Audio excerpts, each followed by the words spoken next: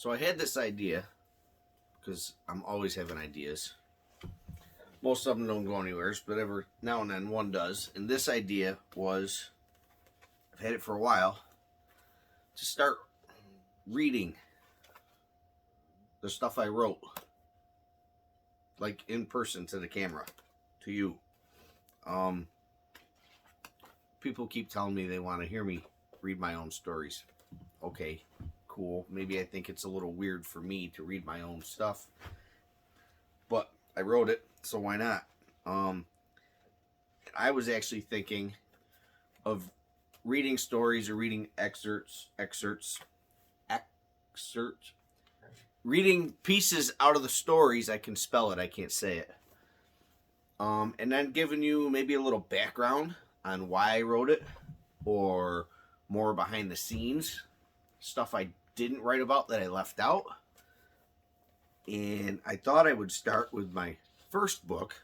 It's very convenient because they're all very short stories. For instance, this story that I'm going to read is 2.5 pages long. It's nothing. And it's one of my favorite stories out of my first book, which is Reflections of a Fly Rod. There's 2 more books that come after this, Carper Jerks, and the newest one, Not All Trout Are Geniuses. But I want to read you something out of this first one. It's one of my favorite stories, and I think this is, I don't know, it's a good example for you of what I write about and why I write. The story is called The Judge's Camp. Like most people's childhood memories, a great amount of mine involve my grandparents. While I spent a lot of time with both sets, my grandfather on my father's side is where I dig back to my earliest fishing memories. Digging being used mostly as a figure of speech, though, as I really don't have to try and remember them. They stay readily available, like a DVD loaded into the player, ready to be watched with the touch of a button. And just like a DVD, no matter how many times I replay them, they never wear out. Most of my stories of fishing with my father's father usually take place on a small private reservoir on a family farm down in Cobleskill.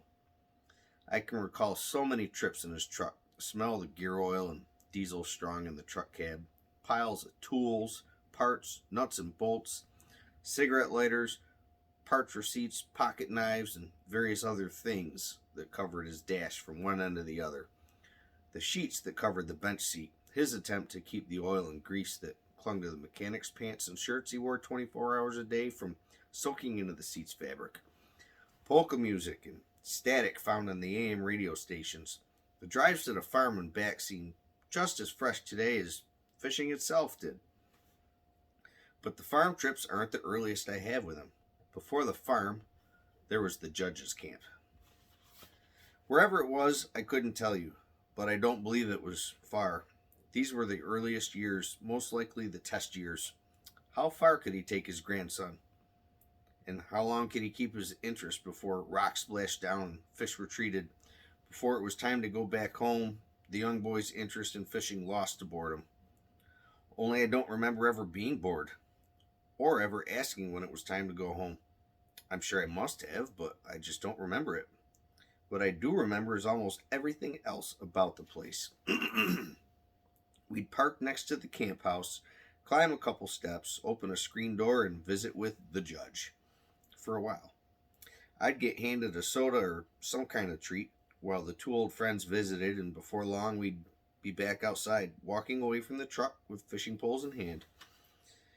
We'd stop at a fence next to a barn, and on the other side of the fence was a muddy little stream, and this was the spot that we'd sometimes stop with a coffee can and dig up some worms.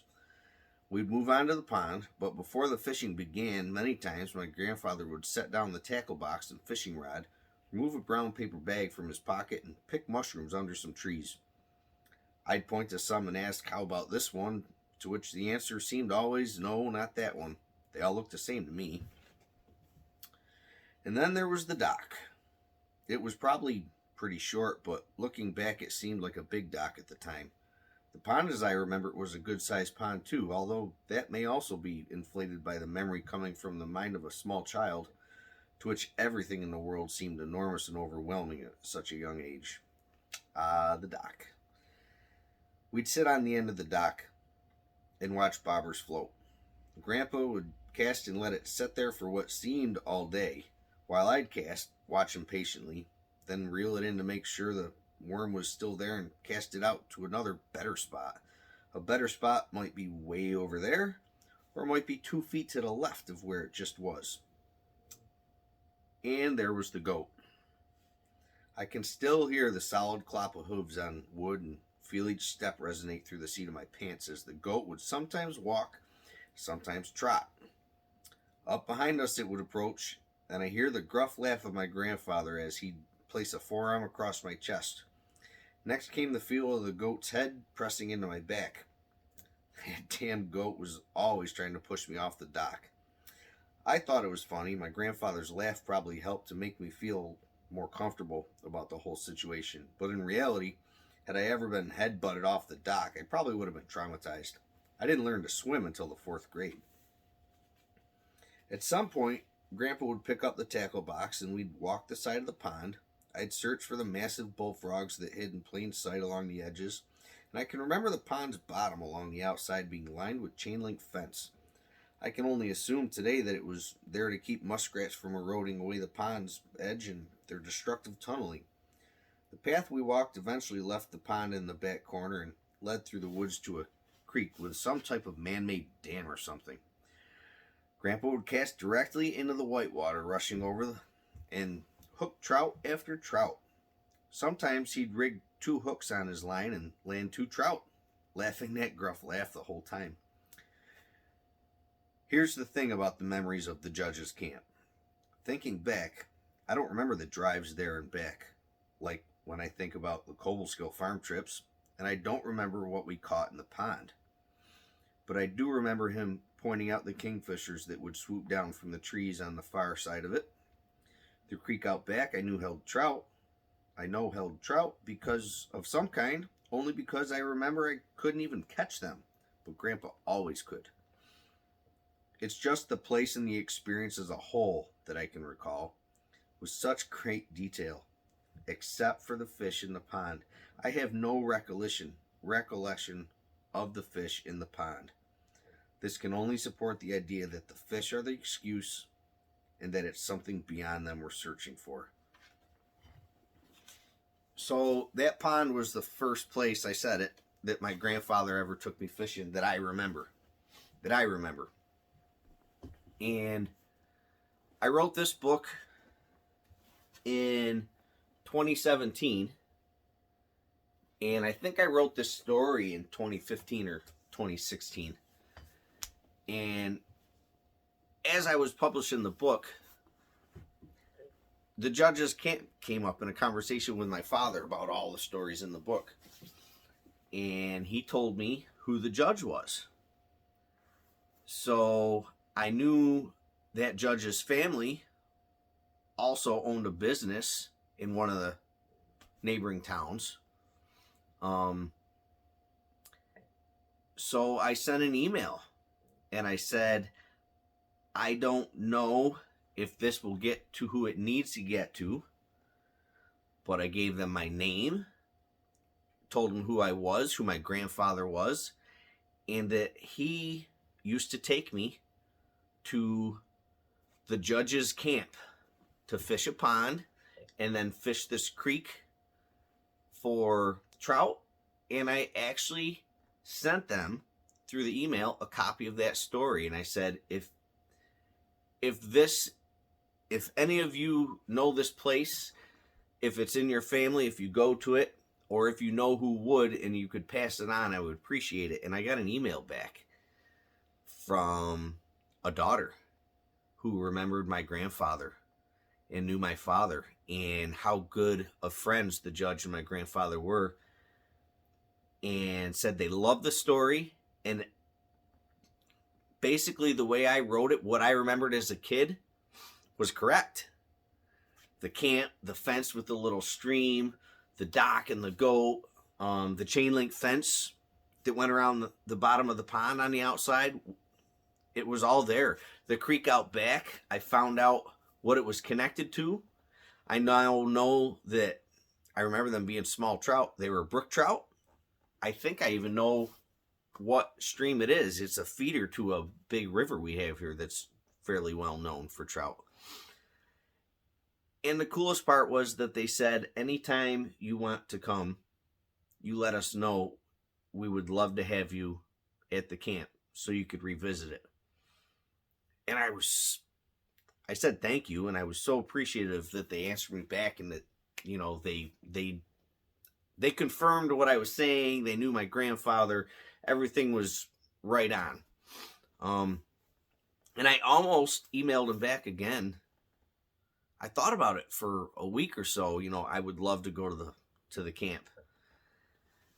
But then I never did. And I'll tell you why. I would rather have the memories than go back now. It's not going to look exactly the same. Things will be painted different. Things will be moved. There's probably a lot more things that weren't there.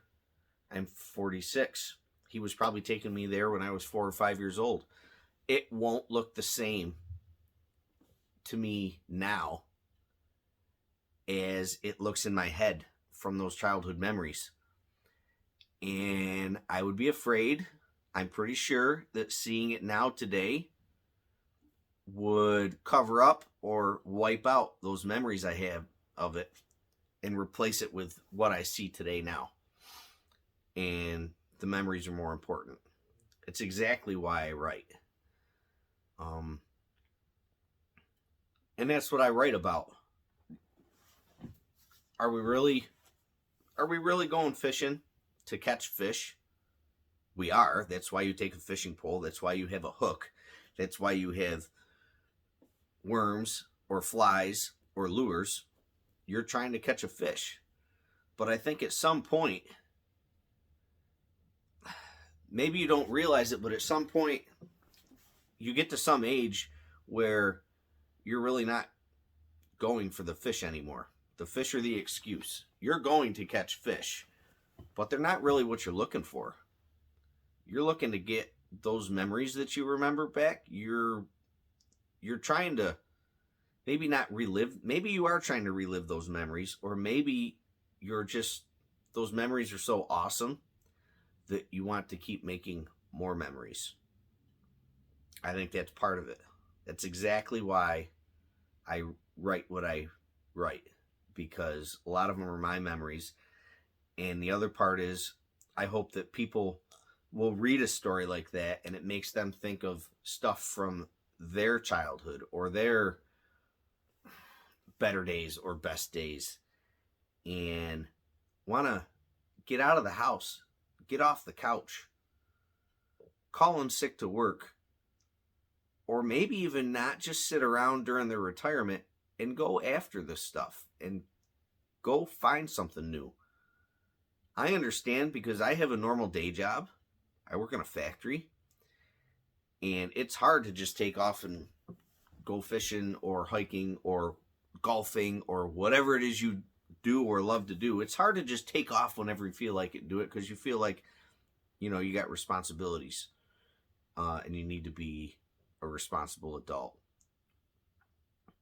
So I preach a lot about just calling sick, just don't go to work, just don't mow the lawn. Mowing the lawn sucks. Just go fishing, go hiking, whatever it is you want to do. All that other stuff is going to be there tomorrow. It's going to be there later today, whatever. But it is hard. But I think the reasons that we go are important enough that you have to go.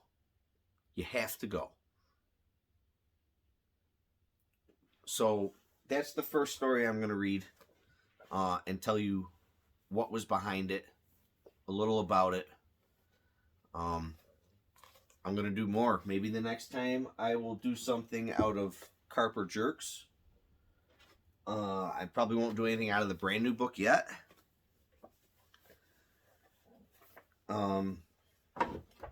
That's that. You can find my books on Amazon. If you want signed copies, you can go to jprossflyrods.com, and they're signed on there. Otherwise, you can go to Amazon and order them. You can go on Barnes & Noble online and order them. I don't care where you get them. I just want you to get them, read them, and then find something that's worth taking a day off, or not folding the laundry, or not mowing your lawn, to chase something that's more important that might not be there tomorrow when all that other stuff still is. So, till next time, my suggestion is call in sick and go fishing.